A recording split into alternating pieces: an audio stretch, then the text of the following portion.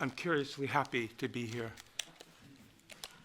I want to say to my French friends who are here that I'm going to, in the very first sentence of this talk, I'm going to use a word of English that you would have no reason to know, which is the word deciduous, which translates as feuillu, feuillu. And apart from that, you'll be fine. And there's so much texture in what I want to approach with you this evening that I wrote it out rather than leaving it to a few slides or chance. Is there such a thing as deciduous ideas? Ideas that have had their season. Some flare into color as a last statement of themselves, others dry modestly and fall away. There is a process of this kind, an autumn of ideas. I've noticed myself entering into it. New ideas are needed for this time and its astonishing issues.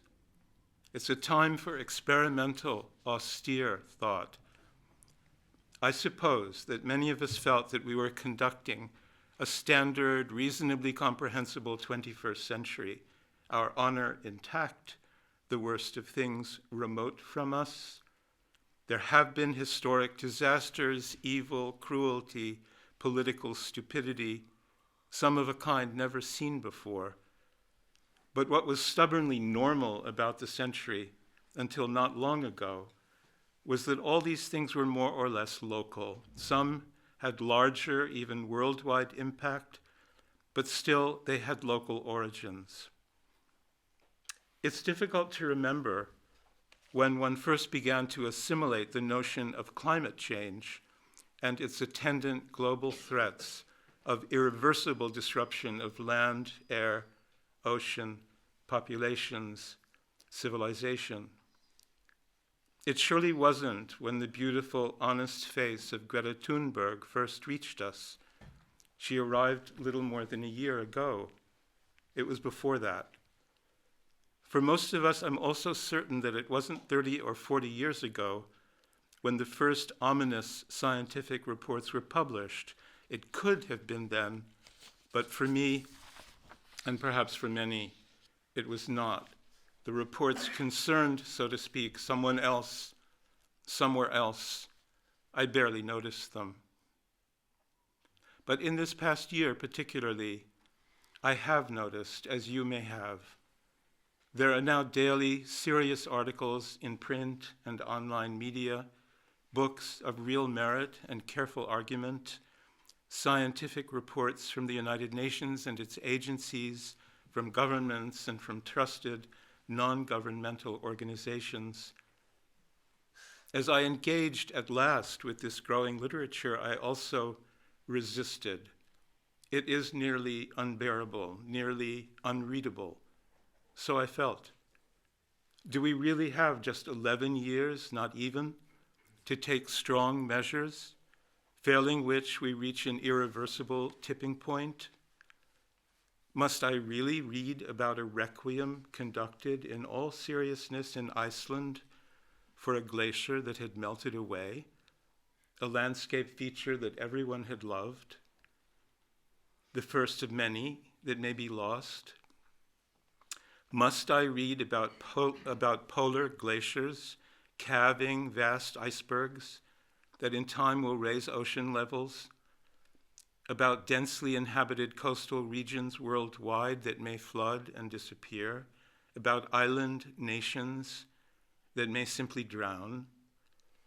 Must I read about the threat of extinction of 1 million species and the significant loss already of populations of birds in many regions, of grueling and lethal heat waves, wildfires consuming massive acreage, hurricanes, typhoons that level habitation and lives, all of this now, not later? The material is unreadable, or nearly so. It is appalling. Perhaps instinctively, in response to this information and my uneasiness, I launched an informal inquiry. inspired by one of G.I. Gurdjieff's heroes in his challenging, essential book, All and Everything. That hero is Belkoltassi by name, citizen of the fabled continent Atlantis, a man of initially ordinary intelligence who set out to understand himself. Gurdjieff implicitly proposes him as a model for the practice of self-inquiry. One day, as some readers will recall, during Belkoltassi's customary period of contemplation, he discovered that something insistently incurred in his inner life, not according to sane logic. Instead of skipping over that recognition or minimizing its significance, he bore down. He was moved to conduct the most thorough self-examination, exploring where his internal impulses originated in body, feeling, mind, what was their character, what was their impact on people and the world around him. Did it change anything if he was more conscious of himself or less so? He became his own question, in a word, who am I? Not in a metaphysical or spiritual style, as if all inner search leads to bliss, but through a relentlessly concrete approach, relentlessly observational. He meant to live here, not elsewhere, and he meant to live responsibly. I couldn't begin to duplicate his rigor. He sets the ideal, but like us all, I could look.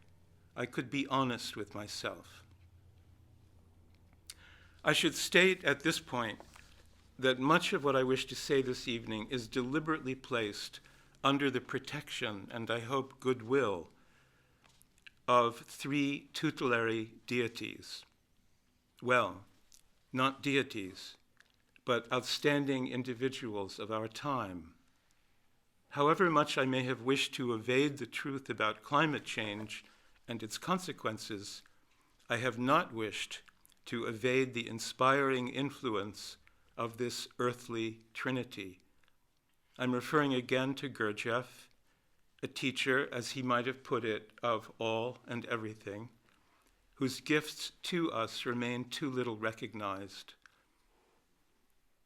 And the next member of this earthly trinity, Václav Havel, principal leader of the so-called Velvet Revolution of 1989 in Czechoslovakia, and president in sequence of that country and of the Czech Republic that emerged from it. Like Gurdjieff, he offers more of value than we have so far received. Though he left us not long ago, just in 2011, we are forgetting him, when we would be better off exploring his legacy, his thought, on the basis of hard experience about what he called politics as morality in practice, his thought about conscience, about the moral minimum required between nations, about responsibility, and about what he called being, the far, firm presence to which we belong and which, like a divine mirror, reflects back to us what we are. All of this repays attention. Havel is an older, wiser brother, somehow able to feel deeply, not just for his patch of humanity in Central Europe, but for humanity as a whole. I think of him as the first postmodern prophet. His thought has prophetic force. The third member of this wise trinity is Dag Hammarskjöld, Second Secretary General of the United Nations, a person of enormous depth, religious insight, practical intelligence, and courage, who engaged in high and risky politics in service of humanity. His private journal, published posthumously as Markings, and the public papers chronicling his 8+ years in office, offer again a resource too little explored. What he understood of personal integrity, conscience, the need for breadth of vision, for clarity of mind in urgent circumstances, should be part of our map of good things. Belkoltasi's approach was unceasing attention to himself. My approach was more like a theme embraced, a willingness to encounter dissonance in the field of the self, joined to a willingness to be surprised, to suddenly see and grasp attitudes I scarcely knew were there.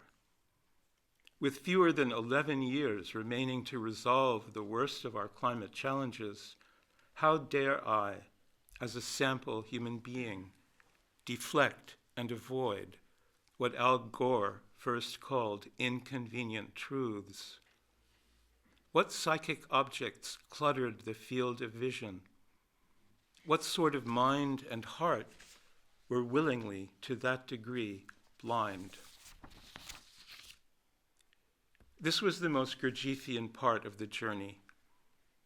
I remembered, I was even periodically haunted by something he had written, that we need all the species on Earth for our own development, not all minus a few, and certainly not all minus a million.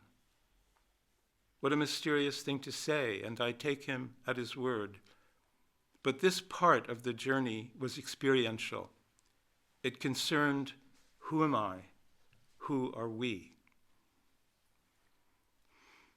Unexpectedly, in flashes of insight, I began to confirm much that Gurdjieff had written about human weakness.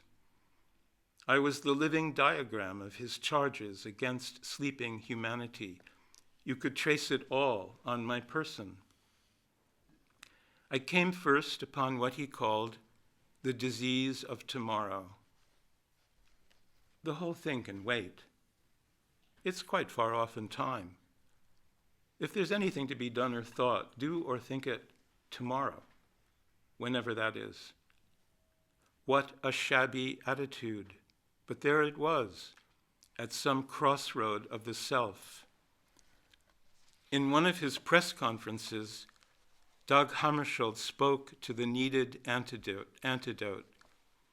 Spring 1955, I feel, he said, that when a danger does exist, we should act on the basis of that very fact, that there is a danger, and not give ourselves any leeway as to false speculations that the danger is far off in time.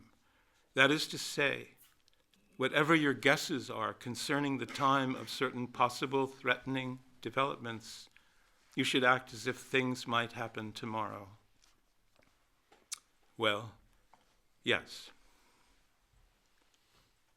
Then I came upon what Gurdjieff called self-calming, which he considered to be one of our most intractable psychic weaknesses. Self-calming is somewhat difficult to describe. It is an envelope of vagueness, a tissue of reassuring dreams, self-contentment without basis. It neutralizes the force of perceptions. It is all the things one thinks when there is indisputably something else that needs to be thought through. A shabby condition of mind, but there it was at some crossroad of the self. Then I came upon the absence of what Gurdjieff called a wide being horizon. This is his language. He often used the word being as an adjective. We might refer more simply to a wide horizon of thought, of information and reflection gathered from many sources on a specific topic. But Gurdjieff seems to have wished to emphasize that thought at best is not merely mental. It is rooted in and expresses the whole being, all that one is. Be that as it may, I discovered that I was narrow-minded, unwilling to assimilate facts and thoughts situated past my territorial boundary. I had few thoughts about climate change about planetary collapse and didn't really want more. I passed over the obvious need to synthesize something closer to a whole understanding. Nearly a third of North American birds no longer there for themselves or for us, the exquisite English swift, endangered by climate change, that is very bad. Massive methane seepage into the atmosphere as permafrost melts in once frozen regions, that is very bad. But I allowed crucial scientific findings to remain in fragments, made no fearless overall assessment for further reflection. This too is shabby. It is the small man doing his best to keep things small. Gurdjieff urged his pupils to learn ever more and more about what he called the laws of world creation and world maintenance. But I wanted my morning coffee. This sequence of internal discoveries, migrating from Gurdjieff's pages to my flesh as a sample human being of our time, sums to a single word: egotism. Now that I had seen these things and felt their impact on what I must dare to call conscience, I was more ready to think, feel, and explore with clarity and willingness. This was the scouring. It is inevitable, and it is not once for all. I am reasonably certain that it needs to be periodically renewed when new refusals, acquiescences, or passions again appear that lack sane logic. I'm unable to debate about conscience. I agree with Gurdjieff instinctively that it is innate in human beings and that it is buried, as he puts it, covered over, hidden safely away, calling to us, but also needing to be called. Why would it take interest in us if we don't call? But there is something more to recognize. We need living examples of conscience at work, need to be taught the sound and feel of conscience at work by those in whom it is vividly alive, uncovered, accessible. Their example, their courage can become ours. For this, Václav Havel is a touching, quite ideal teacher. For the next part of the journey toward understanding which I'm recounting, Havel is the deity, the guiding wisdom figure. If it is sufferings that shape us in depth, if this is inevitably so in part and common knowledge, he was one who suffered. The son of well-to-do parents, he was denied a systematic university education by the post-war communist regime of Czechoslovakia. He had to piece together something resembling the education he sought while working in a brewery.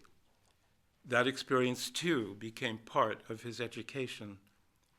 Yet he fulfilled his nature in those earlier years as a stagehand in a small theater in Prague, and soon after as a playwright of great gifts and growing international fame. Some internal factor, call it conscience, moved him in the 1970s to write and disseminate two now classic essays on freedom, fear, and what he called living in truth, despite the atmosphere of fear imposed by the regime. He became a bold political dissident of startling analytic power and eloquence. His writings reached a world audience in translation. His reward from the regime for all of this was imprisonment, his health gradually and irreparably weakening in the course of those years. He was finally released only when the government feared that this man about whom the world cared would die in its prison. In 1989, he was among the most prominent negotiators in the transition from the communist regime to the new democratic government which he served as its first president.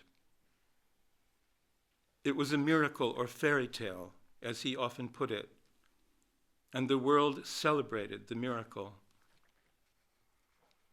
A few months after becoming president, he spoke in the United States before a joint session of Congress, meaning that some 600 legislators and other high officials sat down to listen to him. In what he said on that occasion, the sound and feel of conscience at work was evident. Who but Havel would have said to a crowded hall of American legislators that consciousness precedes being? But this he did say. Here is what followed from that, and I quote, "Consciousness precedes being and not the other way around, as the Marxists claim. For this reason, the salvation of this human world lies nowhere else than in the human heart, in the human power to reflect, in human modesty, and in human responsibility. Without a global revolution in the sphere of human consciousness, nothing will change for the better in the sphere of our being as humans, and the catastrophe toward which this world is headed, whether it be ecological, social, demographic, or a general breakdown of civilization, will be unavoidable. Interests of all kinds, personal, selfish, state, national, group, and if you like, company interests, still considerably outweigh genuinely common and global interests. We are still destroying the planet that was entrusted to us. We still don't know how to put morality ahead of politics, science, and economics. We are still incapable of understanding that the only genuine core of all our actions, if they are to be moral, is responsibility. Responsibility to something higher than my family, my country, my firm, my success. Responsibility to the order of being, where all our actions are indelibly recorded and where, and only where, they will be properly judged. The interpreter or mediator between us and this higher authority is what is traditionally referred to as human conscience. If I subordinate my political behavior to this imperative, I can't go far wrong. If, on the contrary, I am not guided by this voice, not even 10 presidential schools with 2,000 of the best political scientists in the world could help me. I find this breathtaking. It is the sound of conscience at work. That note is struck. Those who genuinely hear it may in turn find their own note. Conscience is a blessed contagion. A further metaphor suggests itself. We are like fledgling birds. Innately, they know how to fly, but still need to be taught, need the initial example and encouragement.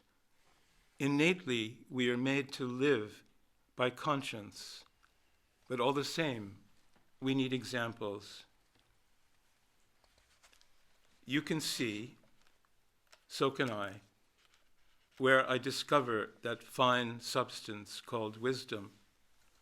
Not every kind and level of wisdom, but the wisdom that suits these times when we might, but need not, sleepwalk toward the global catastrophe foreseen by Havel, foreseen and measured by the scientific community. That wisdom is to be found in experienced, awakened, eloquent individuals who live close or lived close to challenging circumstances, those upon whom I rely this evening and others whom you may well have in mind. Those I have mentioned preserved their inner freedom. They belonged to themselves and not exclusively to the ragged world of events. They had marvelously deep inner lives, partly disclosed, partly and forever undisclosed.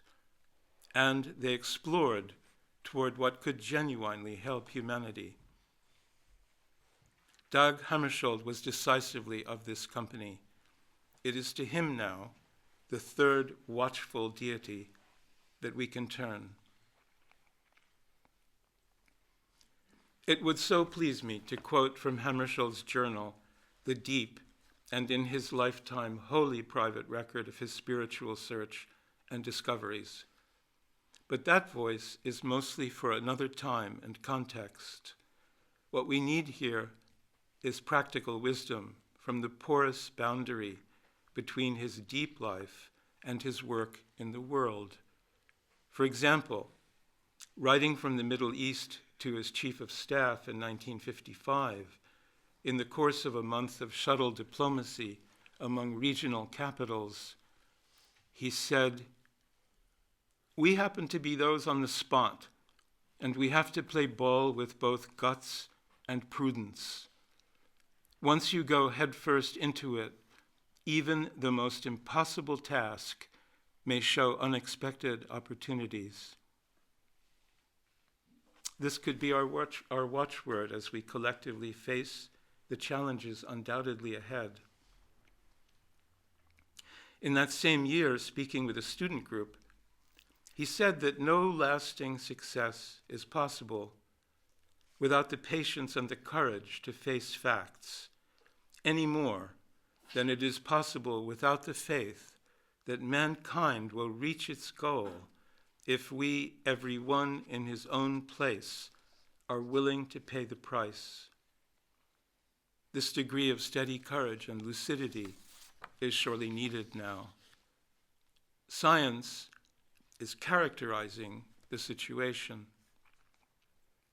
In stringently practical ways, we must respond. Yet something more is needed from us. Hammarskjöld thought about the central importance of faith and inspiration in the context of the UN, but his words carry farther. They belong to us all. He said that the United Nations stands outside, necessarily outside all confessions, but it is nevertheless an instrument of faith. As such, it is inspired by what unites and not by what divides the great religions of the world. It may be said of the United Nations that what is required from the organization and from the governments and peoples therein represented is a renewed faith, a faith renewed every day, expressed in a never abandoned, everyday newly initiated, responsible action for peace. There is, in the international field, a need for practical action, but there is also a need for inspiration. Courage, lucidity, perseverance, faith that we can achieve what must be achieved, these are among the values Hammarskjöld lived and that he asks us now, in effect, to live.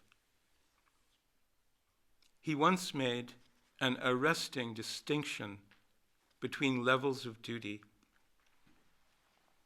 He was writing to the Prime Minister of Israel, David Ben-Gurion, with whom he had a strong affinity but also periodic and serious policy disputes.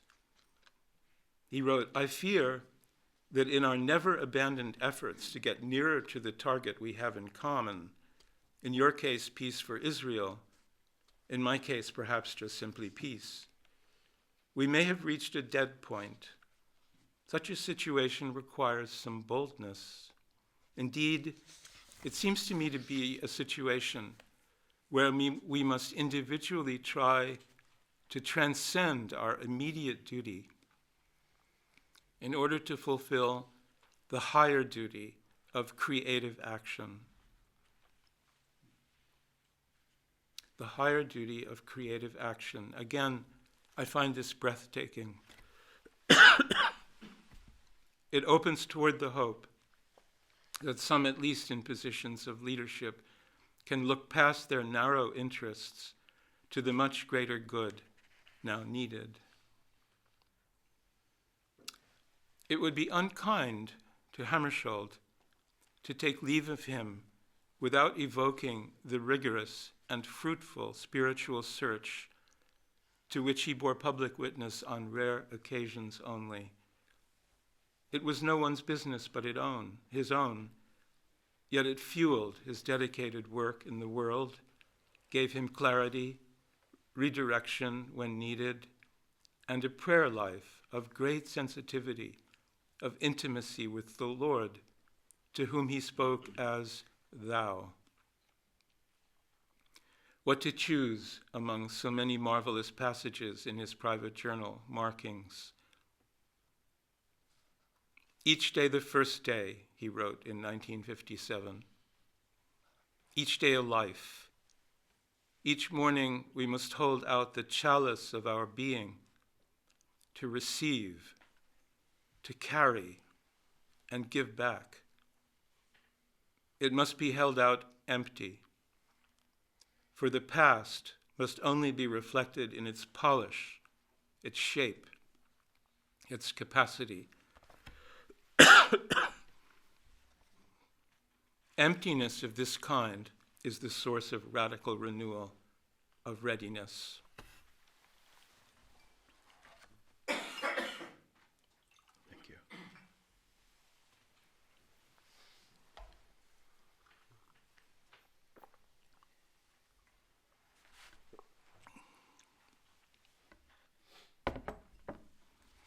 Whence cometh our help? Words, as you know, from Psalm 121, a psalm that still has the power to melt one inside, to uncover the anguish, hope, and trust that live within us undetected until a true voice speaks.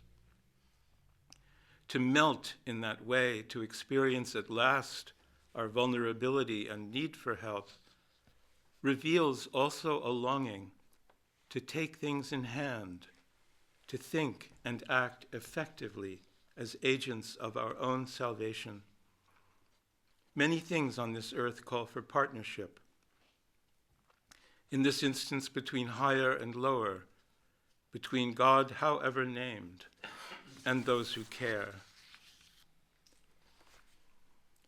My help cometh from the Lord, which made heaven and earth. He will not suffer thy foot to be moved. He that keepeth thee will not slumber. Behold, he that keepeth Israel shall neither slumber nor sleep. The sun shall not smite thee by day, nor the moon by night. The Lord shall preserve thee from all evil. He shall preserve thy soul. The Lord will not sleep. But what of us? To this point, I have integrated three necessities through the thought and practice of outstanding individuals. From Gurdjieff, an indication of lifelong, deeply interesting work towards self-knowledge as a basis for clarity of mind and heart and action undistorted by egotism.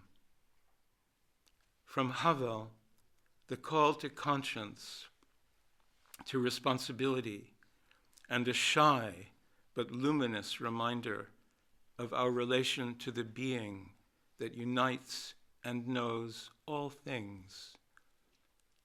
From Hammarskjöld, an enlightened, courageous approach to political, economic, and societal change. He was one of God's negotiators. There are not many in each generation. Of course, much more is needed and of another order. We must count on the science and technology communities to convey the truth about the continuing degradation of our planetary home and to care fiercely about developing solutions. They must assault us with facts, grace us with solutions. And in response, we can act and act sensibly if the collective will to act is there. We must count on political leaders around the world to awaken to the global emergency. Some, but will they be numerous enough, should be capable of this. They will find their voices and reach us. This is not the moment for the disease of tomorrow, for self-calming, for narrowness of mind, for unfeeling egotism in high places. And then corporate leaders must be intelligent and public-spirited, but will they be numerous enough to turn their capital investments away from products and systems that accelerate climate change? They must be brilliant. Nothing short of brilliance and daring will simultaneously preserve their capital and the earth. What a deeply engaging challenge. The fourth stage of this journey toward understanding must be contemporary. It cannot but rely in good part on our own possible wisdom, our voices reaching one another, our discoveries. It is time to acknowledge the novel task of generations now living, care of the earth. Who would have thought that this would be our shared task? Care of a planet. In a marvelous lecture delivered in this hall last spring, Professor Charles Langmuir, an earth scientist at Harvard University, suggested that the logic of planetary development, not only on this earth but elsewhere, and again, eventually generates sentient life, the consciousness of the planet, resident in organisms that begin to reflect. And at a certain level of scientific knowledge, that sentient life becomes responsible for planetary welfare. Partly in ignorance, partly with disregard, we have lived badly on our planet. The costs of doing so have become evident and urgent. Now we must understand how to care for our planet. That is our task. It is marvelous. It is grave. We will need gifted men and women to call to us, to help us remember. The Lord, in his mercy and with his characteristic, almost playful irony, has already appointed, so to speak, a prophet of unquestionable moral power and preternatural eloquence, young Greta Thunberg. There will and must be others, wise scientists, business leaders of conscience, elected leaders of real merit, writers, teachers, musicians, and yes, prophets who scorch us with their perceptions. We can hope that collectively they will bring to light the changes we must make, both in our minds and in our material culture. I'm thinking particularly of our romance with violence, with war and its weaponry. It is nearly unbearable to see the leaders of scientifically adept nations crow about their latest destructive inventions. One is embarrassed for humanity, as if we should be struck from whatever records there are. Is that what we have achieved? Is that who we are?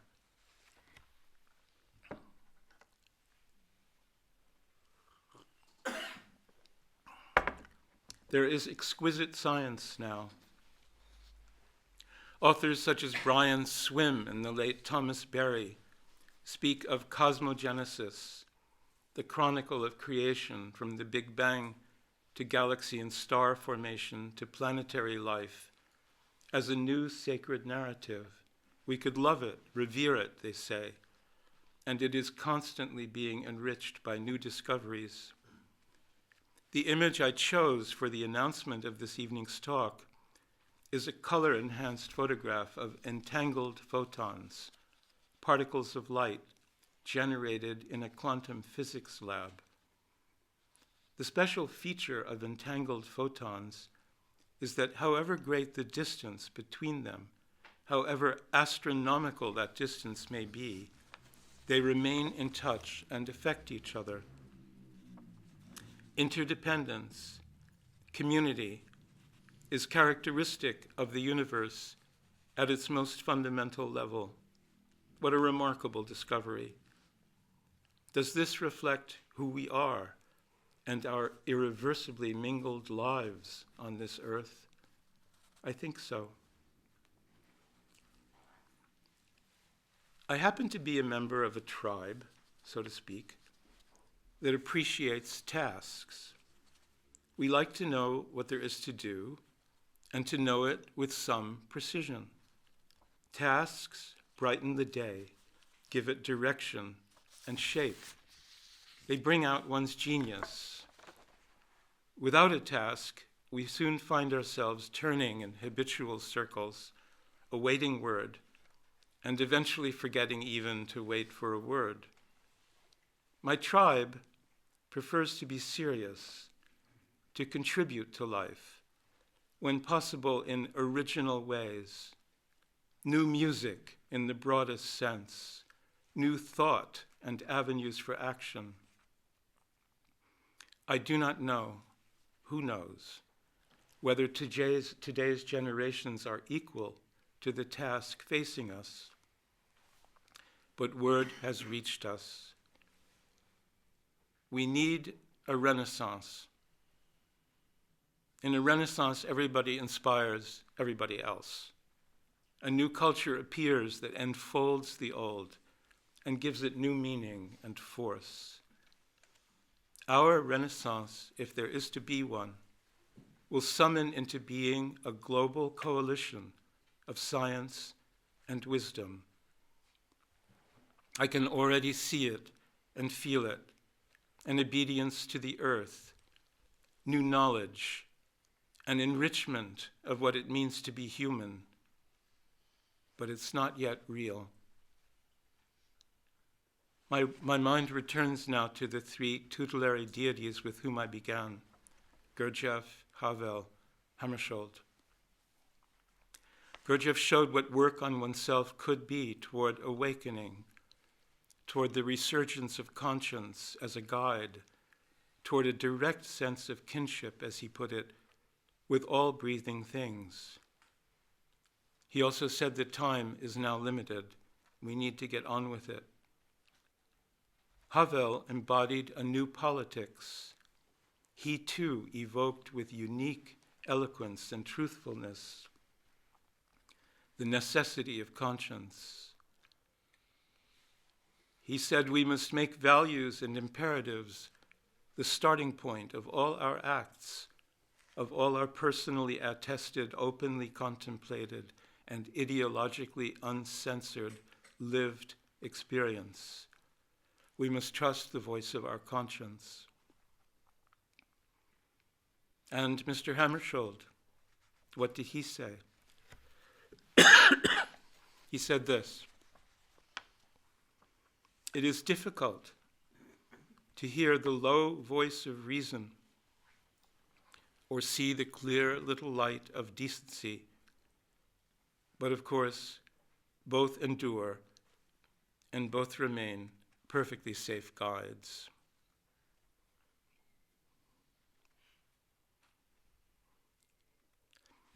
So at this point, changing the lights a little bit, we could have a conversation.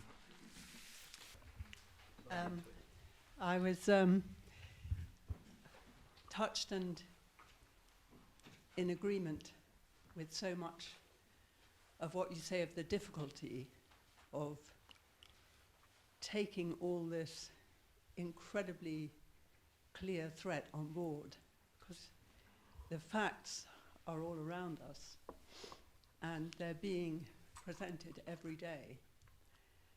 I think what I found very helpful that you've just said is this question of being interested in tasks and being part of a tribe, because with life as complex as it is, it's very hard, firstly, to keep these very important facts and, you know, the need for thought and action and awareness. It's very hard to keep that going. And it's this thing that you say, that we need some leaders in the different fields. I need to be led, and I would love to feel that I was able to start being able to do some tasks, and I would definitely have the interest. I mean, one of the biggest problems is it seems to be overwhelming, the whole thing. But because you put it so clearly, you know, all these different elements, it makes it more possible to see the situation.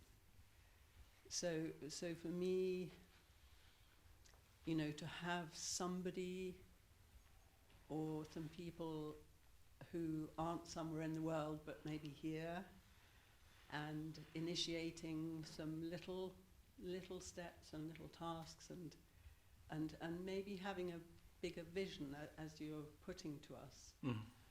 Well, you know, we can aim for something, and we can aim for this sort of thing now, and that'll lead us in the right direction. So the practical aspect. And, you know, I do feel inspired and the seriousness of what you're saying, because it is being thrown at us all the time. And it's this possibility to have something in terms of tasks and leadership. That sort of feels to me, you know, I would need that in order to contribute. Mm-hmm. Mm. You know, I think what you've said just needs a thank you. That's very complete perception. And I'm not sure we can sit in the morning at our breakfast table and have that spirit of task and cooperation. I think it needs tribes, however understood. It can be a church group, it can be some other kind of group, but people who join together and encourage one another's seriousness and find a direction.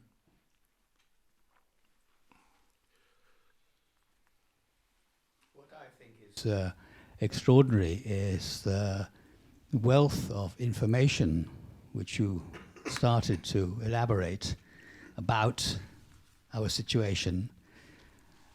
It piles up, in a way, as Carol said, and yet one fact after another is like, we say, an overload. So it doesn't lead us in any way towards a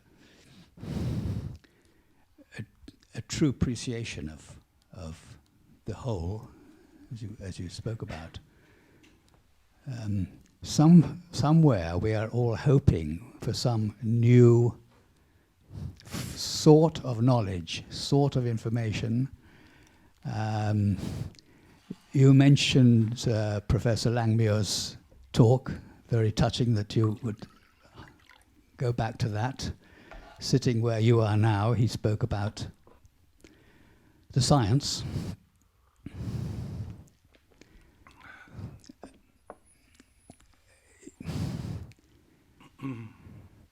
But and in a way, he spoke about the inevitability of the appearance of some sort of understanding, as I heard it.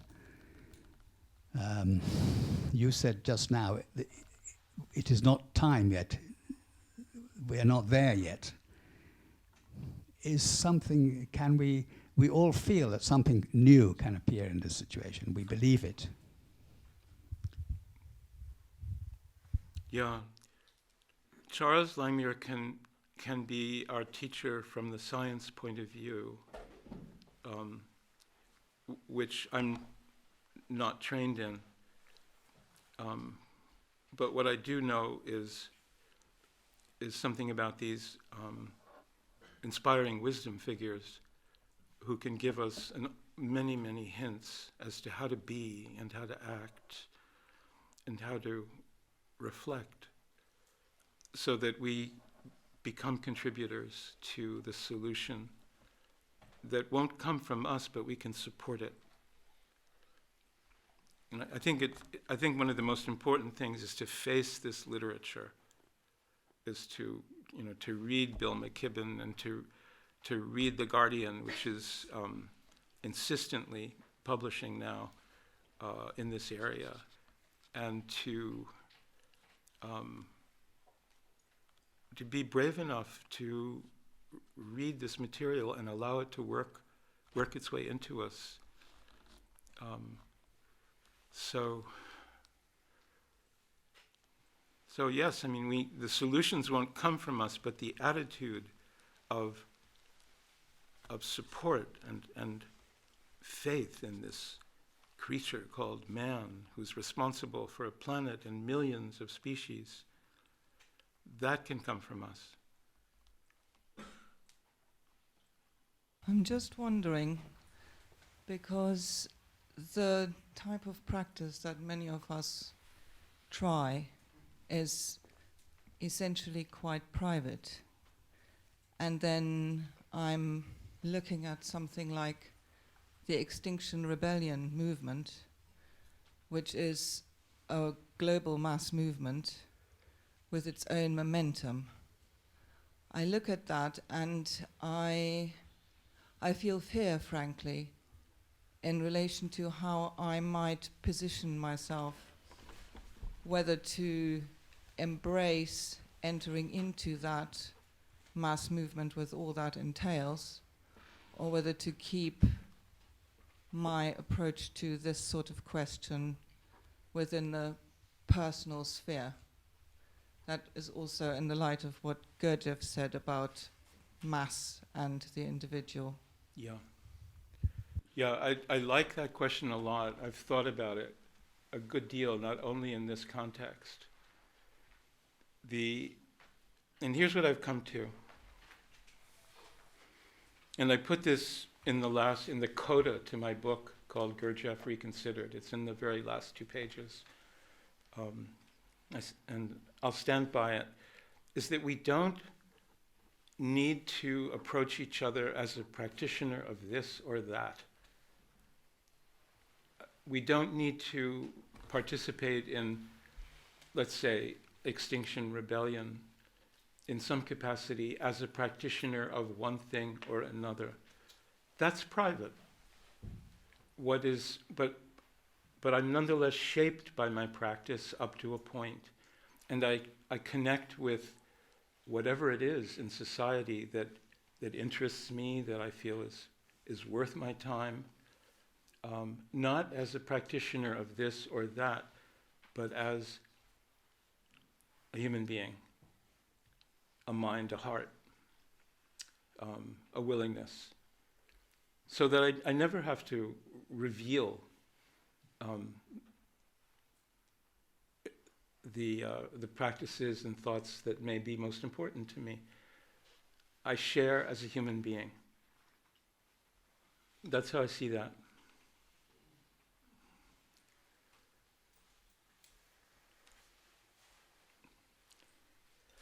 Well, Roger, thank you very, very much. I think it's left us a lot to think about, and come back again and tell us more.